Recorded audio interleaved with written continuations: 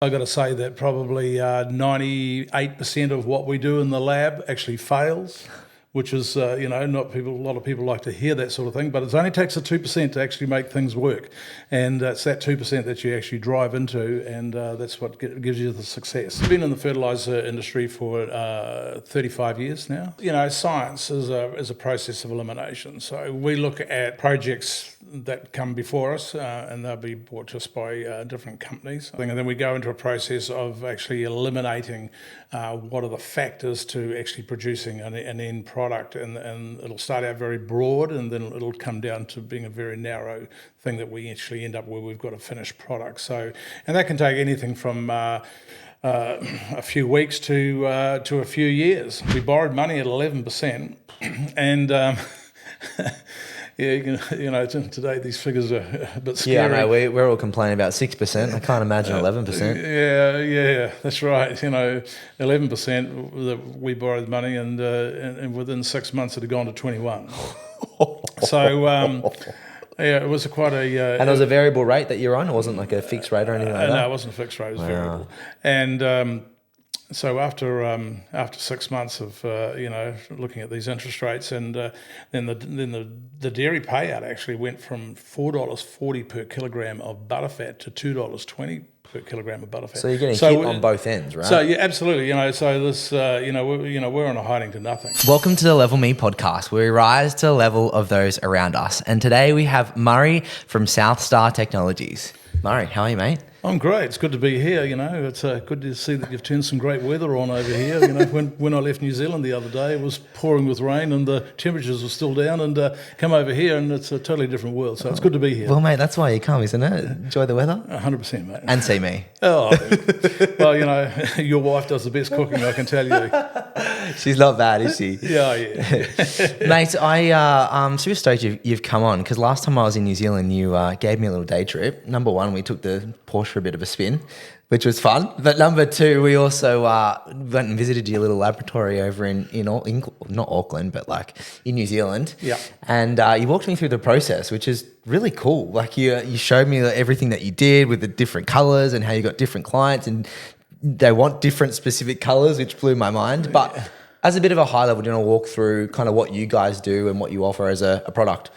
Yeah, sure. The lab is just down the road from where I live, so I basically walk to work. I walk out of the house, down the beach, turn left, and then straight down to the lab. So it's all pretty simple stuff. And Regan, my son, and I, we operate that, and all those things that you saw in there. We put a lot of different products together. I've got to say that probably 98% of what we do in the lab actually fails, which is, a lot of people like to hear that sort of thing, but it only takes a 2% to actually make things work. And it's that 2% that you actually drive into, and that's what gives you the success. So, and we've always been about that. And you're in the fertilising business, right? Yeah, that's right. Yeah, we've been in the fertiliser industry for 35 years now. So, it's been a journey. Wow. And in terms of like, that 2% that works, is that just like a trial and error process, or is it you've got a core product that you want to deliver, but you're just trying to figure out what the best way to deliver it is? Yeah, well, science is a process of elimination. So we look at projects that come before us, and they'll be brought to us by different companies, and we'll look at them and say, very quickly we say, yes, we can do that. No, we can't. Most times we say, yes, we can, and that sort of thing. And then we go into a process of actually eliminating what are the factors to actually producing an end product. And it'll start out very broad, and then it'll come down to being a very narrow thing that we actually end up where we've got a finished product. So, and that can take anything from a few weeks to a few years. So, and we've got plenty of examples of things that we thought would take a short period of time that actually ended up by taking a long period of time. So it's quite it can be an interesting journey along the way. Yeah, I can imagine. And you guys are come from really humble beginnings, but now you got some of the best technology, not only in New Zealand but internationally as well. Hey. Yeah, that's right. Well, we like to think that we have, that there's probably always people out there that would probably like to try and knock us off our perch and that sort of thing. But yeah, our technology is well known in New Zealand and also around the world. And but you talk about humble beginnings. I was born in Hamilton, New Zealand, and then we moved to a little town called Pairata, which is just south of Auckland, and went to school there. And then from there to Pukekohe, which is only a few kilometres, just not far from Pairata. And then attended primary school there, intermediate, and then high school, played rugby. That was really what I was at school for, was to play sport. Rugby union? No, we won't go there. Yeah, so what we ended up by doing was, at that particular time, just not spending a lot of time actually in the classroom. More, it was actually more sport, and that. So when I went to actually leave school, I went to sit my school certificate. Failed in absolutely everything, including maths, which was actually my highest subject. I got 49%, but I never went back for a recount on that. So I may have actually got a pass, don't really know. But anyway, English and everything else was it was a major failure. So really I just spent too much time at school, I think, and I should have really just got out into the real world and just done my own thing, at that early time. Yeah, that's it's funny. Most people have the same story, right? Like their school upbringing or their school life was tough, or they failed, or they felt like they failed, or they struggled, or they were distracted, or something like that. And I think, I don't know, did that have a fire? Did it burn a fire in your belly, or how did you go from that with those grades to then? I mean, what happened in between, and then what happened to you starting the business? Yeah, that's an interesting journey because I parents that I'm sure that they loved us, my brother and myself, and that, but we were never really shown. If we did something, we were never praised about it. It was very much the opposite way. It was like, oh, you can't do this, you can't do that, and if you don't get good school grades, you'll never amount to anything in life. So that was sort of pretty much drummed into us, which was a different culture to where we live today. And so you've got to wake up at some stage and say, hold it, do you believe that, or do you not believe that? And I sort of, around the age of probably 14, I think it was, I sort of thought, hold it, I've had enough of this. I'm sure that I can actually do something.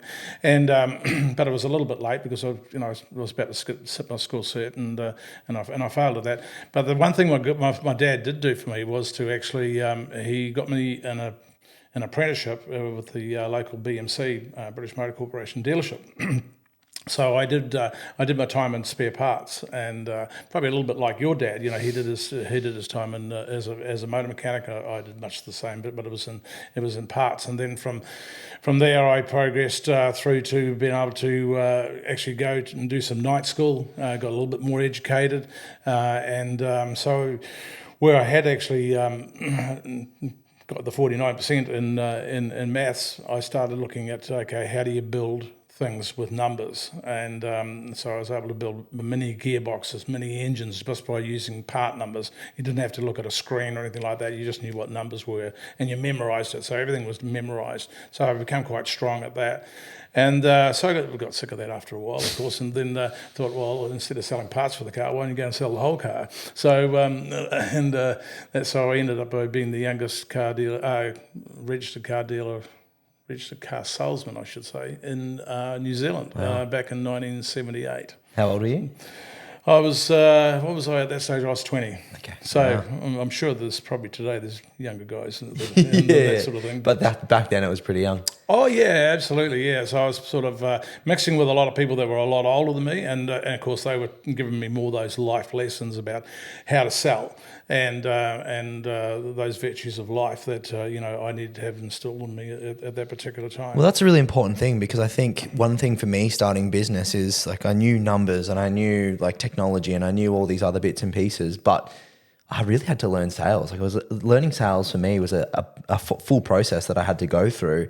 You don't really have a business until you make your first sale. And so I think having that kind of sales background would have been so helpful as you progressed and moved into the business? Yeah, well, that's right, and certainly, I don't think selling cars is by any means an easy thing to do. And like I said, from the guy that I work for, I learned a lot, and over a very short period of time, and. So much so that I actually thought, I'm pretty smart. I could actually go and start my own dealership, and I got very, very close to actually doing that. But anyway, that didn't eventuate. So, but I actually left that business in 1980, and I met my wife now, Jan, over here in Australia, and then I when I was over here on holiday, went back to New Zealand, and anyway, a good friend of mine offered me a job, and he says, "Look, we know you're a pretty good salesman. Get out of the car industry and come and work for us, and we could do with somebody selling milking machines." So, going from cars to milking machines, it was just so diverse. It was just not even funny. So I started selling milking machines and water pumps and doing that sort of thing in 1980, 81, 82. Actually, right through to 84, actually, if I remember rightly, yeah. So it was, and that was an interesting journey. But once again, it was a different clientele, a different way of looking at things, and it was a new learning process. But sales were at the front of all of that. So and you had the way you sold a car compared to the way you sell a milk machine, totally different. Totally different. But you're building the skill sets and the base of the skill set to help you get through to everything. So. Yep. What got you into the fertiliser business? Yeah, well, that's an interesting one. So if we just back the truck up just a little bit, back in '84, I'd married Jan at this stage, and anyway, her dad had a couple of dairy farms, and he was selling one of them, and he'd sold it to a businessman in Auckland, and this new guy was looking for a share milker. So my father-in-law said, "Hey, look, you should go and take that job on. Why don't you, you know a bit about milking machines, and why don't you go and be a farmer, and be a real Kiwi sort of thing, And I sort of thought, well, yeah, well, I'm sure I could do that, And anyway, so we went through the process of borrowing some money. We had some money saved for a house. And we went to the bank and we borrowed a lot more money and bought a whole lot of dairy cows. And we went dairy farming in 1984. Wow. And in 1984, we had a change of government from National to Labor. It was the time the GST actually came in through Rogernomics. We borrowed money at 11%. And... Yeah, today these figures are a bit scary. Yeah, no, we're all complaining about 6%. I can't imagine 11%. Yeah, that's right. 11% that we borrowed money, and within 6 months it had gone to 21. So yeah, it was quite a. And it was a variable rate that you're on. It wasn't like a fixed rate or anything like that. No, it wasn't a fixed rate. It was variable, and. So after 6 months of looking at these interest rates, and then the dairy payout actually went from $4.40 per kilogram of butterfat to $2.20 per kilogram of butterfat. So you're getting hit on both ends, right? So yeah, absolutely. So this we're on a hiding to nothing, and we're on a town supply farm in South Auckland, and. So the days of farming sort of were well and truly numbered. It was a matter of thinking about when do you actually pull the pin on this situation. And that was always the $64,000 question. What do you actually do here? Do you try and ride this storm out, or do the banks step in? And so it was a matter of pulling the pin before the banks stepped in. Yeah, it almost feels like during COVID, I mean, everything kind of happened the way that it happened, but it seemed like the banks were a little bit more flexible, and like tenants were allowing you to take rental gaps, and the banks were helping people in arrears and maybe like doing rental pause and repayment pauses. What was the economy and the government and the banks like back then? Was it the same sort of feeling, or was it kind of like you're still fighting by yourself? Yeah, look, I mean, when we went and got money, I think we borrowed, I can't remember. Might have been $80,000, might have been $100,000 back in '84. Sounds like a lot of money way back then, and that. But at 11%, and everybody's saying, "Gee, that's a good rate."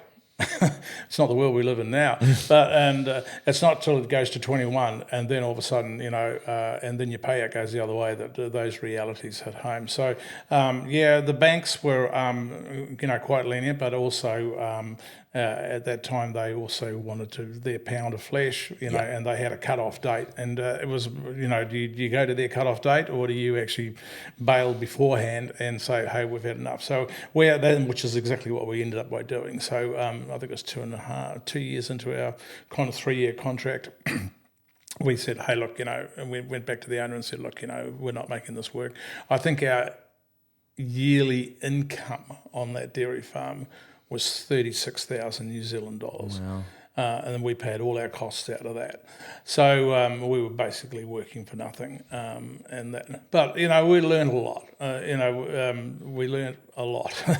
And so it was a matter of, okay, we've got to the end of our tether, we've got to pull the pin on this. So we said to the owner, look, we're out, we've got to go. And so we did that, and where we paid $660 per head for our cows, we sold them for $320, if I remember rightly. And we walked out, and I think we owed the bank something like $50,000. So I said, look, we will get that money back to you. Made that pledge to the bank, and so we went about doing that, but so it was a tough lesson. It was probably one of the more stressful times of my life, of my life, I should say. And I know that we'd had our first son, Jordan, and as well, and there was a lot of stress at that time. But the house is busy, baby. 50, you got to pay the bank back 50 grand, which, back then is a lot of money. Oh yeah, it was a lot of money, and they weren't, and those interest rates were still there, Yeah. So they're still charging you interest. Oh yeah, yeah, absolutely. And so I actually went back to my good old mate back in Pukekohe, who was selling milk machines. He says, he welcomed me back with open arms and says, look, you better start working and that sort of thing. So went back selling milk machines and made a lot more money and was able to pay the bank off and that sort of thing. But sort of moving on from there was, I said to John one day, the guy I worked for, I said, look, I really need a bit more money. A lot of people say that sort of thing, And he said, well, I don't think I can really afford to pay you too much more, Murray, da-da-da. And so I started looking around for, what else could I do in my spare time. And my wife, Jan's brother, had approached me and said, look, he said, I've just started working for a fertiliser company. And he says, look, they actually need an agent in the area where we live. And that, so could you, if you want to make some extra money, come in and start selling liquid fish fertiliser.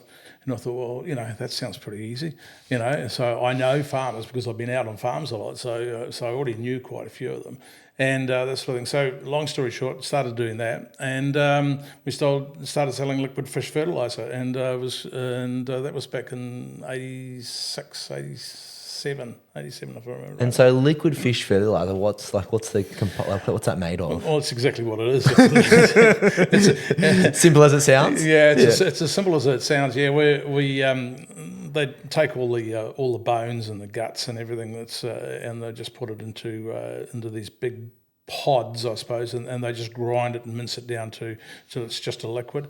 The only issue is that the company that we work for, they had a product control problem, and we had a lot of fish bones and that, and a lot of our product was being applied by helicopter at that time, so it would block the nozzles up, so it would cause all sorts of issues. They would spray it out of a helicopter? Yeah, that's correct. Yeah, it was liquid, so you'd apply it by air or you'd apply it by a tractor or something like that sort of thing, but the nozzle's blocked up. So great product, but poor execution on actually delivery. And was it because of the bones that were like blocking up the things? Yeah. Okay. Yeah, like the bones and scales and that sort of thing that were still there that didn't get crunched up would actually block all the nozzles up, etc. So yeah. And you were just working for them at the time? Yeah, I was working for them at the time, and anyway, I got together with Chris one day, and I said, look, this is not doing our reputation any good with this, with all these blocked nozzles and that sort of thing, and the helicopter pilots were complaining, and that. So I said to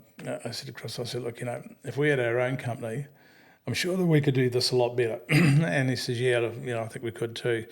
So we identified all the weaknesses that this company had and that sort of thing, and went decided to start our own company. And that was called South Star Agricultural Products. And at that stage, we had the helicopter pilots wanted to come on board because they wanted a product that was not going to be causing them issues anymore. So we started buying our liquid fish from another company, and that was called, the name escapes me at the moment anyway. But so we've got this product now. It's bone free, so for the want of another term, and you could apply it by helicopter, no problem at all. So we had this organic product that could just be sprayed on the paddocks, and we had a clientele, and that sort of system worked really, really well. So you say you solved the main problem that the other business had. How did you eliminate all the bones and the scales? Like what was the thing that allowed you to provide a better product? Well, it was Tally's actually. It was Tally's fisheries in the South Island of New Zealand. They had a far better process. They were a bigger company, and they were able to go and take all these fish guts and bones and everything, and they were basically able to dissolve the bones into the liquid. So we didn't have any issues with bones and that. So we would buy bladders, 20,000 litre bladders of liquid fish, and we would truck them through to a new premises that we had in Te Awamutu. There was actually an ex-car painter's yard that we'd leased, and that which before that it was a gang headquarters. So we were, we didn't have a lot of money. So we had seven shareholders at that stage, and everybody wanted to be a director. We all put in $7,500, started the company. And so with the first lot of our big pool of money, we got the lease on the building. We bought our first lot of product and got it into the building and put it into these tanks that we had bought second hand. We had some pumps that we'd put together and piping and all that sort of thing. And we'd made all these little test pots of liquid fish fertiliser with NPK, nitrogen, phosphate, and potassium in them. And the interesting thing is when you do that, I knew nothing about chemistry, and my brother-in-law knew probably about the same. And so we just worked out these different ratios with numbers, and we had to have this NPK product that we made. So we started purchasing phosphoric acid, monopotassium phosphate, which is chemicals, and we wanted to put this into the fish so they could boost the analysis, so the farmers had some nutrients to buy rather than just put fish on the ground. And doing that, what we didn't really realise is, and a lot of people will realise, is that you actually, if you put phosphate and potassium together, one's a positive, one's a negative, it's like shorting the battery. So our first batch that we'd made with all our dollars sitting in this 20,000, 30,000 litre tank of fish and these chemicals, we put them together, and anyway, they just exploded. And because it was like setting a bomb off, and we thought, okay, so you don't mix an acid with an alkaline. So we learned that pretty quickly. Like a proper explosion. Oh yeah, 100%.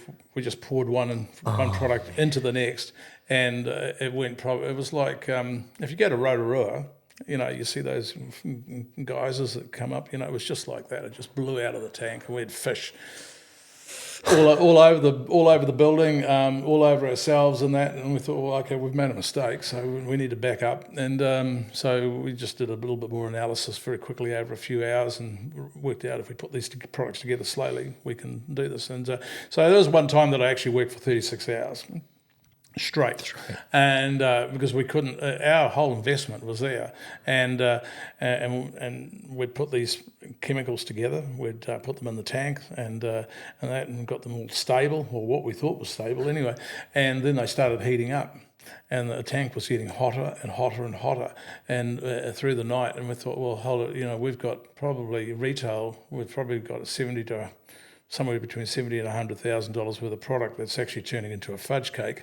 So it was not a good start to our business. And when you start talking about it now, it sort of brings back a few memories. Plus, you got 7 directors and 7 investors, and they all think they're directors, and so everyone, I'm sure, has an opinion. So things are probably getting heated in the personal situation and in the tanks Well, themselves they as were well. all there in the thick of it with us, and we had helicopter pilots there that night, and everybody was there with boots on, boots on, shovel ready, and we had a product that was heating up, and it was causing us a lot of issue. But anyway, moving on from that, we actually saved the product. We got it all drummed off, and we had it all sold in 48 hours. Oh, nice. So that was good. Yeah. And that, but there was some lessons in that as well, and that. So we did that probably for 3 to 4 years. Okay. And you're just selling locally or across that New was Zealand? all. Yeah, that was all being sold in the North Island of New Zealand. Okay. It was different regions and that sort of thing. So that was it was being. We were successful. What we thought was being successful. That product was called Premium Black Gold. Okay. What did your sales process look like? Like, how did you engage? Were you just selling to farmers? Well, we were the manufacturers and the sellers. Okay. In those days, we didn't have a sales team. Although later on, probably 3 to 4 years later, we had a team of about 15 guys running around the country selling product and that sort of thing. But certainly, those early days there was just Chris and I were out on the road during the day, and then at night we were making product and we were working 24/7 and just to keep everything going. But the good thing about it is we were actually making money, which was a good thing. And then we had the Ministry of Agriculture and Fisheries sort of come out and say big letters and bold statements, I should say, in different farming journals saying liquid fish fertiliser companies, and there's about 3 of us in New Zealand at that time, what they're putting on is not enough. It's not enough to sustain the land, to sustain production for dairy farmers and sheep and beef farmers. So, and if I remember rightly, I think we're putting on about 20 litres per hectare, or maybe 30 litres per hectare. And whereas other farmers were putting on in kilograms of solid fertiliser, which would be 300 or 400 kilograms per hectare. So there's a massive difference. So we've got this bad publicity. We grew grass and we put on copper, cobalt, boron, selenium, and zinc, and those sort of things. Those elements that farmers needed anyway. But the fact of the matter is that we didn't actually. We weren't actually putting on enough, and it wasn't sustainable. So we had to have a change of tack. And so we looked at that and said, well, let's change. So we took that same solid fertiliser that the farmers were buying, and we were grinding that to a powder. We bought a big hammer mill. We started grinding the material down to a powder. We bagged it, and then the helicopter went out to the helicopter pilots, and they'd mix it with water, and they'd spray that on. Once again, we got bad publicity through that time, and not putting on enough. But the results were exactly the opposite. We knew how to grow grass, but how sustainable it was very difficult. But I think one of the key ingredients is, as one of our directors was a farm advisor, and he was saying, look, I don't know how sustainable this is going to be long term, guys. This is good for the moment, but I don't think we're going to be able to cut the mustard in 2 or 3 years' time. So I think we're going to need to have a change of tact again. Gosh, were all 7 of those original partners working heavily within the business, or were some of them silent investors, and then there was a couple of you who were working as a salary type thing? Or yeah, I had and John was a silent investor. He did supply us with pumps and equipment and that sort of thing. Then we had the helicopter pilots that were they obviously got work by being able to apply fertiliser by air. So that worked well for them. And then we had a farm advisor. We had a farmer who had a little bit of money and that sort of thing. And then it was myself. Jan's brother at that stage had actually sold out of the business. He decided he wanted to focus more on animal health. So he went down a totally different path. So we ended up by buying his shares and that sort of thing. So and he's still got a very successful business today. So and he's doing a great job. So from there we thought, well, we can't apply this material anymore by liquid form in the air and by tractor and that sort of thing. We've got to have a whole new approach. And so we thought, well, maybe what we should do is take some of the solid fertiliser and have a look at and do an analysis on it and see what's it actually lacking, what can we add to it, where can we add value. Because everything we did we had to all the way through. We had to look at adding value, so we looked at the solid fertiliser and said, well, gee, if we started coating the fertiliser with other materials, that's different. Nobody else in New Zealand does that. They all blend the materials together, and they're all different particle sizes, so they spread differently. And we'd done a lot of work on looking at spreadability of different materials and that sort of thing. So we thought, well, if we could put it all into one, it's a bit like those Jaffas that you buy, it's got a coating on the outside and that sort of thing. So looked at that and found that an Australian company had a patent on some coating, but they didn't have it in New Zealand. So we looked at, okay, how do we put a patent on what we're doing? And so our very first patent was on coating diammonium phosphate with elemental sulfur and copper, cobalt, boron, selenium and zinc, and we called that product TracePhos. And we sold that in New Zealand. We sold quite a lot of it. It was the most expensive fertiliser in New Zealand because we were actually having to buy from the large fertiliser companies, and those large ones, Balance Agri-Nutrients and Ravensdown. So we had to buy the raw materials from them, take them into our factory, turn them into something else, a whole new product. And we did that by having a large coating drum where we could coat 5 tonne of product at any one time and bag it, or we'd have it in bulk and then send it out to the farmers and they would have it applied. But in those days, farmers were paying sort of $500 or $600 a tonne for fertiliser, and we were selling our product for about $1,100 a tonne. But there was a lot of benefits to our product, but the dollars were the things that sort of the farmers really looked at more and saying, what am I actually buying? Well, yeah. So the coating that's going over the fertiliser, isn't it? Yes, that's correct. So when you first did the patent and were starting to manoeuvre that side of the business, were you selling both the fertiliser and the coating together as a package still to farmers? Yes. Okay. Yeah. And are you still doing that today? No, we don't do any. The only coating we're doing now is we've got a slow release selenium. We've got a sodium molybdate granule that's coated on a lime chip, and we've got cobalt that is also exactly the same. That's instead of using cobalt sulfate just in big hard rocks that you just throw into a mix, we actually coat that cobalt onto a lime chip so it's evenly spread. But the one that probably set us apart and really put us on our feet was being able to coat DAP with sulfur and element and copper, cobalt, boron, selenium and zinc.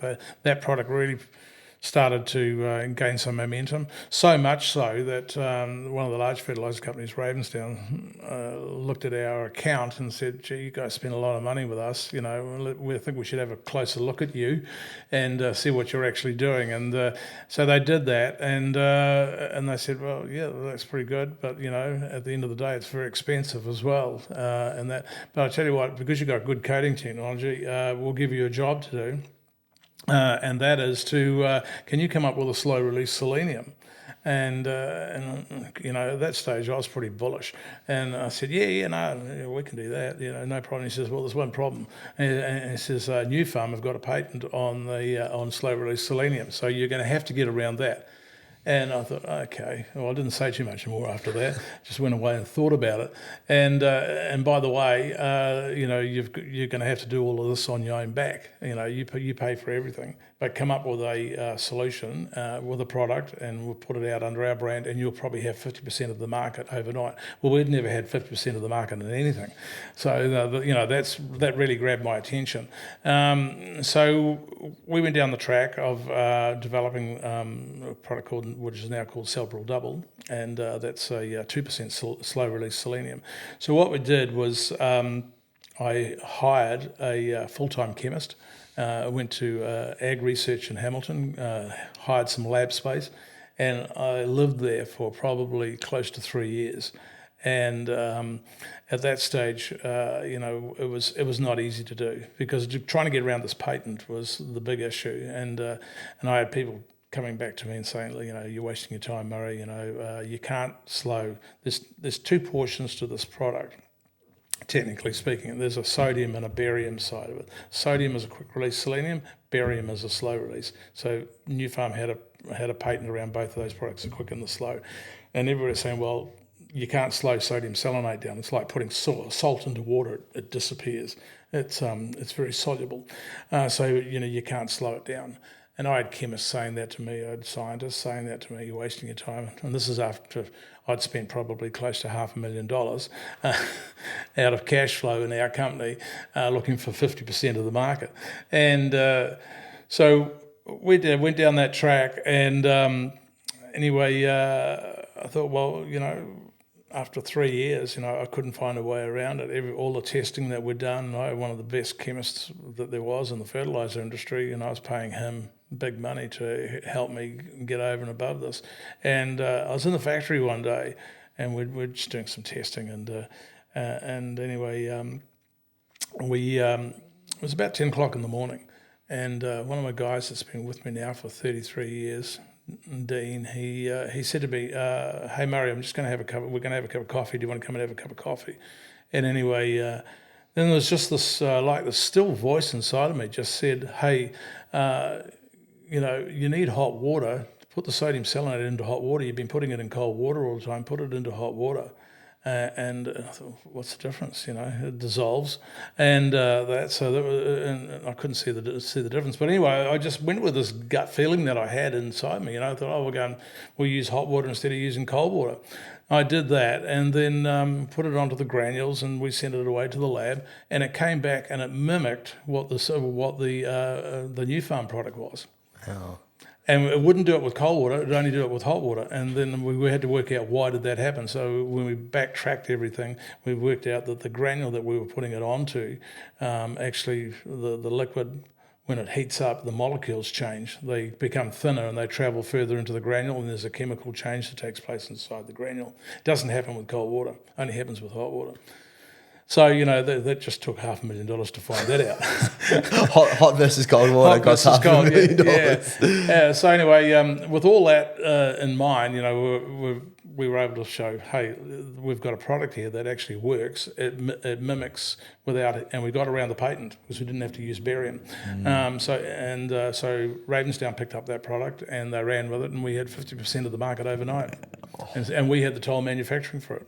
Wow. So that gave us credibility. Yeah. And do you still have that position in the market today? Absolutely. Yeah, absolutely. Wow. And so it was worth the investment, right? Oh yeah, it didn't feel like it at the time. Because at the time you would have just been like, oh man, $500,000 for. And this, when was this? Like. This is in 92. Yeah. 2002. So inflation adjusted is probably close to $1 million today. Yeah. Right, 30 years ago. Oh yeah.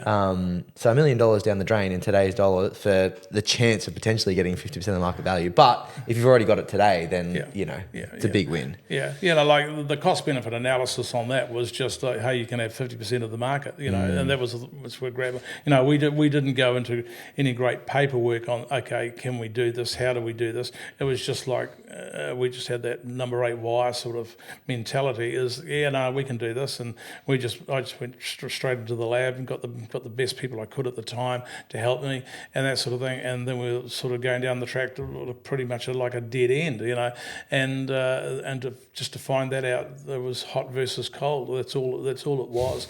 And so we set up a plant that manufactured this particular product, and we had 50% of the market overnight, and it was just one of those great great escape. Well, that's what I'd call it. I just very much in an escape. Did you have much kickback from any of the original 7 or now 6 that you were working with at the time? Yeah, we ended up by because everybody wanted to be a director, everybody wanted to have a say and that sort of thing. Nobody was, the only person that was really working in the company was myself. I was 24/7 almost, and that sort of thing. And I remember said to John one day, look, you're a silent investor and that sort of thing, and the guys are away flying helicopters doing all sorts of other chemical work and that sort of thing, so they haven't got a lot of input. Maybe I should just buy them out. And so that's what I did. I just went and bought them all out, Okay. and that was good. It was just one of those times, that they'd sort of seen the company grow, but they were busy doing other things. And when you're on a growth path, you've got to have full commitment. Whether it's your shareholders or your directors, you've got to have buy-in. And I don't think we were getting buy-in full time at all. So in that case, you've got to sort of ask yourself the question. You've got to have the right people around you at the right time, and that's what I needed. And so took John along for the ride as well, and to where we are today. So there's. Yeah, you don't want to be working that hard and having that much commitment if it's not fully yours, you know what I mean? Or you don't have other people that are, well, you have other people that you'd have to distribute all of your hard work and earnings towards, as well. So you want to know that this is your baby and you can work on it and work as hard as you did and get it across the line. Yeah, well, that's right. So we had a multitude of products at that stage that we were selling. There was not only selenium to Ravensdown, which was really the backbone of what we were doing, but we were still selling trace phos and some other materials and that sort of thing. We had a bunch of guys running around the North Island and that sort of thing. But the fertiliser industry changes from year to year. You've got these forces at work with the dollar, the way it's going. The dairy price is up one year, it's down the next, and all that sort of thing. So it was very, very seasonal, and the fluctuations in what we were selling were quite wild. So we could see that we can't keep competing with Ravensdown. We're selling them manufacturing one product, toll manufacturing one product for them, and they came to us a few years later and said, "Hey, look, like what you do. I think there's a lot more we can do together. You target a lot of what we can't do. We can see that you've got good R&D skills, etc. And we probably need a company like yourself in with us." So they ended up by purchasing 20% of the company. Oh, wow. Back then. And that's been a great relationship. We've worked well together. It secured work for us, and also secured our R&D going forward. So we've R&D'd several different products for that company, and they've all hit the market, been very successful. And so you certainly wouldn't be where we are today if we didn't have that partnership. You can't do it by yourself. You've got to have those right people. What did the deal look like? Did you get like a market valuation and then they offer you a buying price or something like that? Or okay, yeah, cool. Pretty much. Yeah, pretty much. Yeah. So that at the time, I think everybody always says, "Gee, we sold too cheap" and all that sort of thing. But at the end of the day, you got to put your big pants on, and you got to look at it and go, "Hold it! It's not about today. It's actually about where we can go in the future. What does our future actually look like? How do we expand?" We were probably, we're still a very small company at this stage, and but the only thing we had was some technology and we had some skills, and we just had to marry those two together, and then we could take it to a bigger player and say, "Hey, look, we can do something you guys can't do. You do what you do, we'll do what we can do, but between the two of us, I'm sure that we can take on the market and do a better job for the New Zealand farmers." And, if you think that's about what we were about. all the different products that you were able to produce and take them to market and have that market share, it's worth it. Yeah, so, and then, moving on from there, Ravensdown launched into Australia back in the early 2000s, 2006, 2007, something like that. And so they got me involved in Western Australia to help with their coating of copper and zinc and in their coating of diammonium phosphate in Western Australia. And so I acted as a consultant over there to them for probably best part of 12 to 18 months, I suppose. Set up a plant, very successful. I think we were doing around about 40 to 50,000 tonnes of coated product through that plant. And then I had a phone call from the CEO, and he said, come down to Christchurch, Murray, we need to have a chat. So we went down there, and I thought, this is either going to be good or it's going to be bad. You never know. And walked in the door and he says, "Oh, look, we're actually pulling the pin on Western Australia. We're actually pulling out." it's a market that we don't see a future in for ourselves. So we're actually pulling out. So your contract comes to an end, etc. And I was a bit disappointed, but hey, look, that's what happens in markets. People come, people go, etc. So we ended up by looking at okay, we've got some technology, and how do we best progress what we've learnt in Australia, and I was a free agent in Australia after that. I had an exclusive agreement with Ravensdown. As soon as they sold out, I was able to and go and talk to other companies. At that stage, my son Regan had joined the company as well. He was straight out of university and decided he didn't want to carry on with his property degree. I shouldn't say that, but anyway. Why not? Yeah. He's a very smart kid. And he says, I want to do what you're doing, Dad. And so, I think I can learn a few skills from you. So between the two of us, we do most of our R&D anyway. But, so at that stage, Regan joined the team and we looked at, okay, how can we get back into Australia with the companies that we actually know over there? Ravensdown might have gone, but there's other business to be had over there, and I understood it and I knew how it worked, etc. So we went down the track of looking at how do we actually hold cuprous oxide, which is copper, in suspension. Nobody had done this. So we went, and so Regan and I developed some R&D around that and put some patents on what we do there, and we're able to hold a lot of copper in suspension, and that enabled the fertiliser companies to actually go and spray copper onto their fertiliser. Instead of putting it in a granule form or putting powder on the outside and coating powders, which are not the easiest things to do, but we've put it on liquid. And so as of today, I think we sell to most major fertiliser companies in Australia. That technology is used.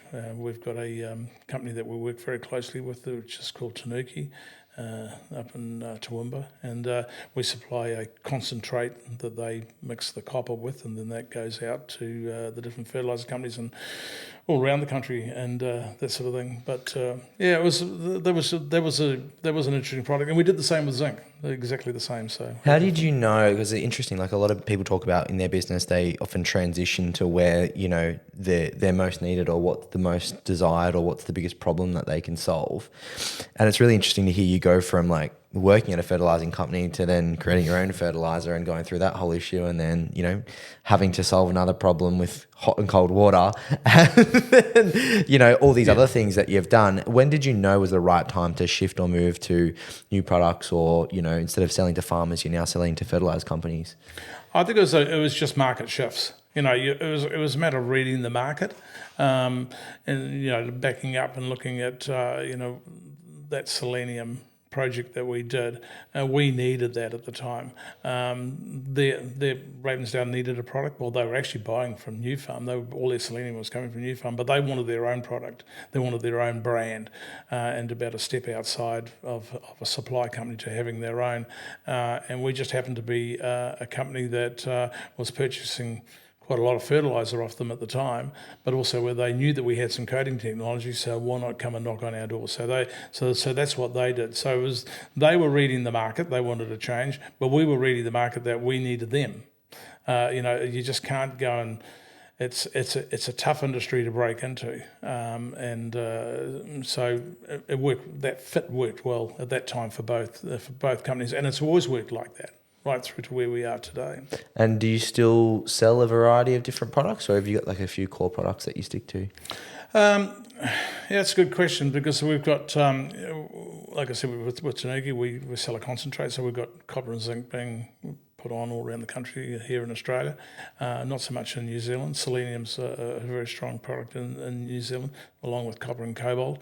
Probably our core product today is a nitrification inhibitor that we produced, and that was spun out of a company. We had a lot of patents on all sorts of different products that we were producing. Some were good patents, some were patents that just sit there in the background. Maybe we can use them one day, and that sort of thing. Spent large amounts of money on patents just to protect ourselves from other market forces. If somebody wanted to come in and copy what we were doing and that sort of thing. And also Ravensdown was saying, hey, you guys have got to go and put, if you're going to do anything for us, we've got to have patents. You've got to have patents, especially with them how only 20% of the company as well. They wanted to see that sort of thing. So we were always been very much around the R&D, patent everything we possibly can, and then patent it backwards as well, so no things can't be reverse engineered and all that sort of thing. So I spent a lot of my time with our patent attorney, spent large amounts of money with just getting, before things even get to market, for that matter. Did you, that whole decision process, because it's a loss leader, right? Like it's like the chemistry work that you did where you're down 500K or whatever it might be, and if you're getting things patented before you even take it to market and you don't know or can't guarantee that it's going to sell the way you assume it's going to sell, how do you process that in the back of your hand? Are you just like, we'll take the hit as long as we've got control of it, we've got the patent and we know it's secure, then we'll see what happens in terms of the sales? Yeah, there's always that risk and reward in any part of what we do. I think where we're lucky is that we do have a bigger brother, being Ravensdown, that would come to us and say, we want this. If you can do this, we want it. So we always knew that we had an outlet. So that risk of, have we got to sell this ourselves, and how are we going to market it, and how are we going to get it around the countryside to all the farmers, and have we got a competitor and all that sort of thing, sort of went out the door. It was more around do the R&D, put a patent on it. We knew we had a market instantly, and Ravensdown have been particularly good at actually doing that. So we have a lot of patents that were just sitting there, and that were sitting very much dormant. So just a few years ago, we decided to bundle all those patents up and put them into a separate company. And so at that stage, I had both my boys working for me. My eldest son Jordan come and join the company. And Regan was doing R&D. Jordan was doing new business development for us. And so we looked at the patents that we had and said, okay, let's bundle these up and put them into a separate company, and let those two boys become the major shareholders of that particular company, and let them take that technology to the world. And so they've got a company called Glaze Coatings that is represented here in Australia, in Europe, Ireland, UK, probably they'll be in Romania very soon, and probably into South America as well. So they've branched out very quickly in the last 12 to 18 months. And that's all been born around a product that we're doing for Ravensdown, which is an MBBT product, and it's a nitrification inhibitor. And today, most farmers have got to have to use a nitrification inhibitor to stop nitrogen from going into the atmosphere and that sort of thing. So it's a regulatory thing. Ravensdown had a good contract with an overseas company that supplied product to them. Their products were done by using this MBBT was dissolved in a solvent. And solvents are not really nice things. Like they're nasties. They smell, they burn, and that sort of thing. And so we sort of took it upon ourselves to have a close look at this product, and thought, gee, this is a growing market worldwide. How can we do this better? And we looked at all the patents that were around solvents and all that sort of thing, and then we found, gee, nobody's actually doing this in water. And we'd had a lot of experience with water and holding materials in suspension. So we thought, this could be an interesting one. So we went down the track of putting MBBT into being solvent-free, and it's actually suspended in water, and along with some other materials, all natural products, and those lovely green and blues and dyes that you see. There was that product, and so. Having this new product, and we put a patent on it, and we went worldwide with it, and so the boys had to go and spend a lot of money. Their new company that they just started had to go and put the worldwide patent on this. We paid for the patent in New Zealand. South Star owns that, and Glaze Coatings owns outside New Zealand. So, long story short, we picked up all the work in New Zealand for Ravensdown with this new nitrification inhibitor. Once again, that was just overnight. They stopped bringing the solvent product in and switched over, started using our product. Did all of our work through Lincoln University to prove that the product did work. Spent tens of thousands of dollars on showing that did work. But the most important thing is we had a solvent-free product that people, if they spilt it on their hands or they couldn't smell it, and that sort of thing. So it was user-friendly. It was not so much for the end farmer, but it was more for the worker in the factory, that if he didn't like working with these solvents, so we were able to come to the party with a product that worked, but also was user-friendly as well. So we've got a big portion of the New Zealand market for that, and like I said, we're now in the past 18 months, both Jordan and Regan have launched out with that same product into Australia here. So we've got Australia, Ireland, UK, France, Germany, and that's working well. Yeah, that's doing really well.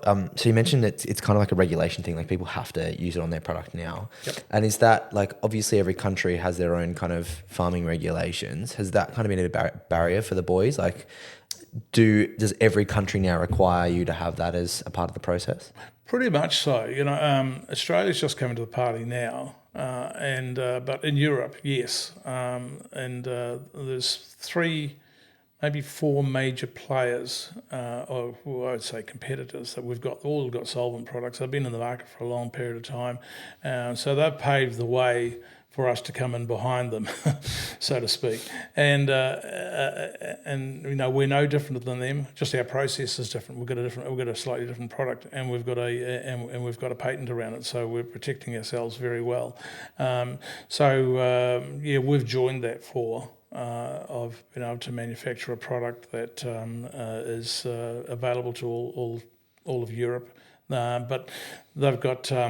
They've got regulations in Europe that at certain times of the year you can't put any nitrogen on the paddocks at all, and there's other times when then you can, but you've got to use a nitrification inhibitor. So that's become regulatory.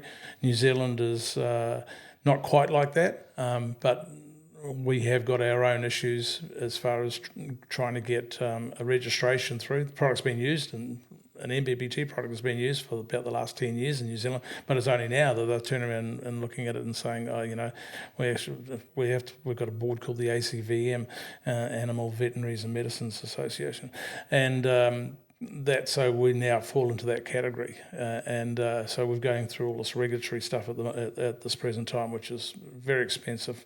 Very time consuming, and that, so it's just another challenge, but it's one that we actually quite.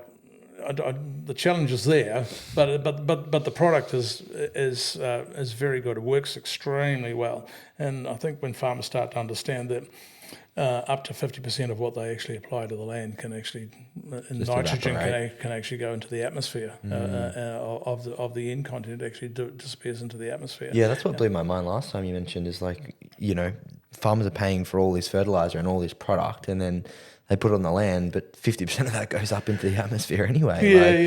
So they're paying for half of not getting what they want. Well, you can't see that. Yeah. And that, so it's, once again, it's just efficiency and that. So when you're coming into a market with like 3 other major competitors and you now become the 4th, obviously you've got a different product that you're offering and bringing a different thing to the market. But that must be quite hard, because obviously, like, between the 3 of them, they would already be negotiating on price. It might start to be a bit of a price war. Even though the products are different, you're still offering the same solution at the end of the day. How did the boys approach that in terms of like, how do we now take this international but also compete against these other businesses?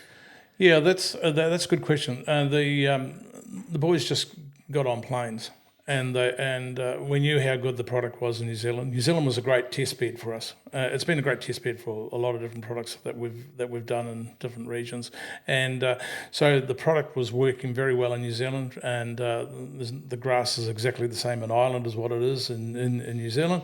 So it was a matter of taking that good technology that we had. It's not us just going and selling a story. It's actually backing it up with science and having good university work behind it, and so getting that out to the companies in Europe and the UK was a big thing, and you just don't do that over a Zoom call or anything like that. You've actually got to go and physically go and see them, see what their operations are. Everybody's got a different way of applying this coating to their fertiliser, so you have to understand that, so. Regan, even as of today, he's back in Europe again for another 6 weeks, visiting all his clients over there. He was there last year, and there's nothing like just getting in front of, it's just seeing the whites of your client's eyes, just reading the room. Where are they at? Most of them were using a nitrification inhibitor. The reason why they're changing, a little bit is on price. It's very competitive. We've come into the market. I'm sure that out there that there's others looking over the fence and saying, hey, what are we going to do about these new guys? But I think the biggest thing is it's the technology. And I think the technology will win through at the end of the day. If it's good for the end user, and in our case we're talking about the company and the worker that's actually applying this material, that he doesn't have to be concerned about getting his hands burnt with material and smelling stuff and that sort of thing. I think that goes a long way. So in that case, I think we've got a winner. But when it's actually on the ground, it doesn't do too much different. But what I can say is that we have got a product that we're able to actually blend our nitrogen with other products, and this is what some of the other companies can't actually do. We can actually blend our product with, and we've got some materials in there that enables them to do that without losing all the NBBT off the granule, etc. So we've got some technology around that too.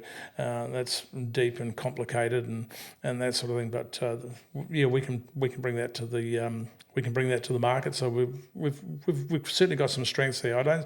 The weaknesses are, okay, we're in New Zealand, we're at the other end of the world, so you've got shipping and time delays and all that sort of thing. But you've just got to manage that, and we're doing a good job with that. Well, the boys are doing a good job with that, and they've got a very, very good distributor through Europe, one of the major urea producers. Or I should say distributors in Europe, the largest in Europe, and they're dealing with them. So we've got good people that we're working with, and as I said before, that's what drives you, is being able to get alongside the right people at the right time. Yeah, well, I think it ultimately comes down to the product, right? Like if you've got a differentiator in terms of the product, then at least you can sell that. If it's a product that's same for same, it just becomes a pricing war, and it's war down to the bottom. But if you've got technology that allows you to be a little bit different or offer something a little bit more, then pricing isn't necessarily a major issue. It's just about offering that core product.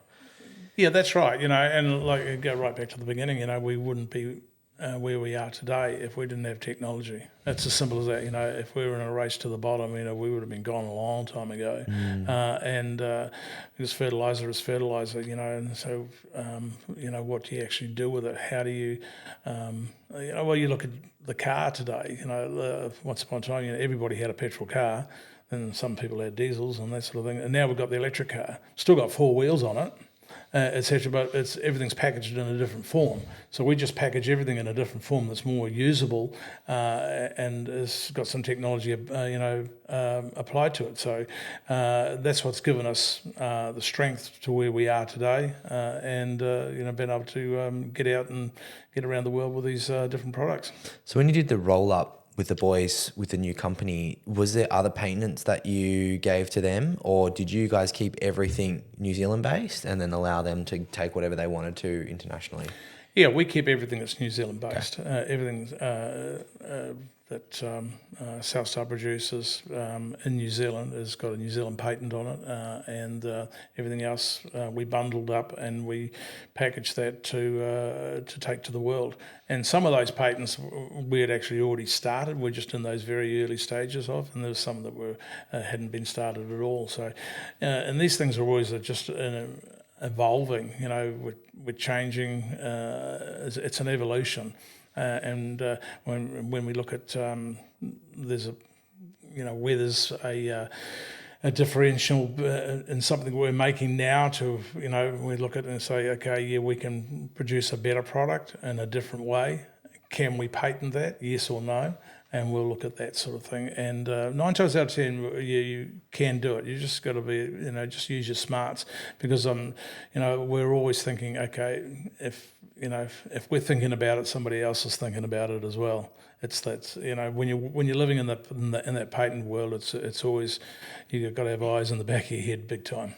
So you're predominantly selling to fertilizer companies now, right? And obviously it's like a mass-produced product.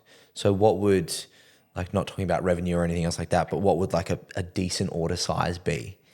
We sell containers that head out of the country with anything. They're probably averaging out at 300,000 per container. That heads out of the country, and we've done multiple containers to Europe in the last few months. And this is a market that we didn't have at all 18 months ago. Wow. And that's so it's just been by the hard work of the boys being able to get out there and talk to people and just sell our story, I suppose. And that's so we've seen our revenue jump dramatically in the last 12 to 18 months. The New Zealand market, fertiliser market at this present time, is actually very flat, and on-farm inflation is quite high in New Zealand, with interest rates and other factors, inputs and that sort of thing. We've just had a little bit of a lift in the dairy price, which has been good. But sort of going forward, it's there's still headwinds for the New Zealand farmer. So it's good you're moving international. Yeah, so the international side of the business is, a little bit of explanation around that is, the boys do sell into Europe, but we do all the manufacturing. So we might have some flat sales in New Zealand, or the market we're not capped out, but in what we produce, we're probably not too far away for market saturation anyway. So to actually have that export is very, very good. But it's all about how you package it up. We could have employed somebody to go offshore for us that would have had to come up to speed with learning the product. We would have had to establish them overseas, et cetera, et cetera. So, and that might have been successful. We don't know because we never did it. But just this way, been able to put all your IP into a separate company and then set that company alight. And say, go for it. The world's your oyster. You've got good technology, you've got a good backup, and you've got IP. So they're out there selling the story and doing a very good job of it. So yeah, well, I've been lucky enough to be friends with you for a good chunk of time now, and through that process, I've seen you being able to like set up the new factory and do all the manufacturing on site and go through that whole process. What was the ultimate decision to go, instead of outsourcing this to someone else, we actually just want to manufacture ourselves and do it in-house? And like, have you been happy with that decision? Is it a headache? Is it good to do it on site? Like, how's that whole been? Yeah, that's a good question. When you look back 35 years ago, we had a panel beater's yard or a car painter's yard, I think that's what it was, and you had all these different colours all over the floor and that sort of thing, and I think the building size was probably about 400 or 500 square metres. We had a couple of tanks in there and all that sort of thing too. Where we are now, where we've got 4,000 square metres of building that's only 3 years old, offices, and state-of-the-art equipment, robots, and that sort of thing, and 6,000 square metres outside. So we've got a hectare or 10,000 square metres of property now. We don't own our property. We actually we lease. And that works well for us. We're not actually in the property business. We're actually in the manufacturing business. So every time we've just taken big steps. It's almost like build it and they will come. And that's and as much as all they will come, you've actually got to go out there and get the business too. So, but once again, I think our whole journey has just been around people.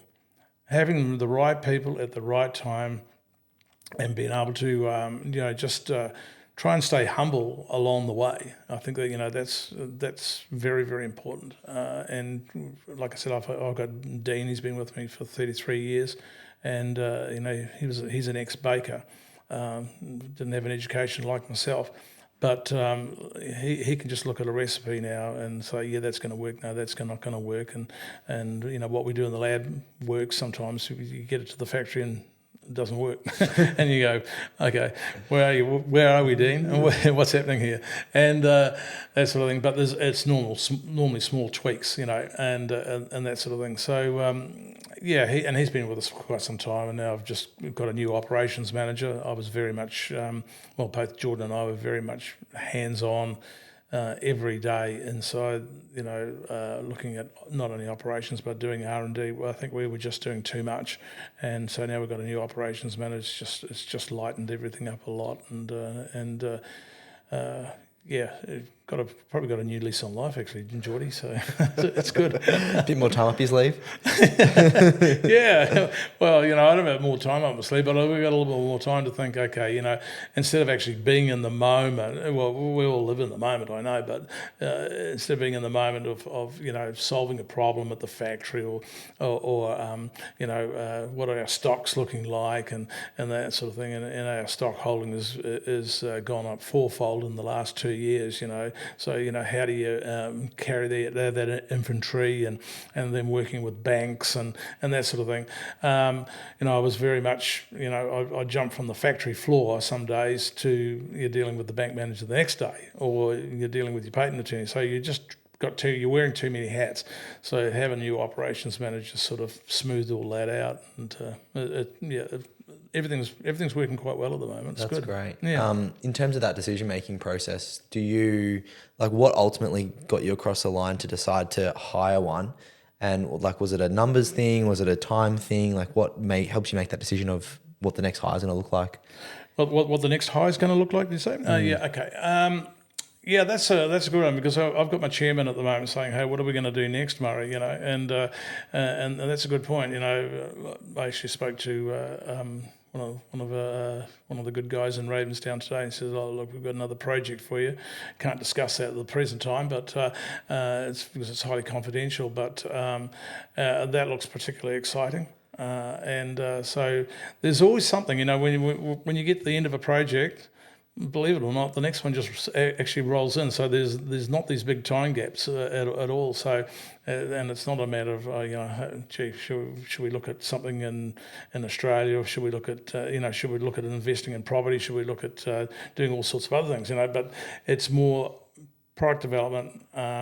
Seeing what the market's doing in New Zealand, and working with universities to develop new products, and that's what we're about to undertake in this new project that we're doing now. So and that might not see the light of day for another 12 to 18 months, but that's fine.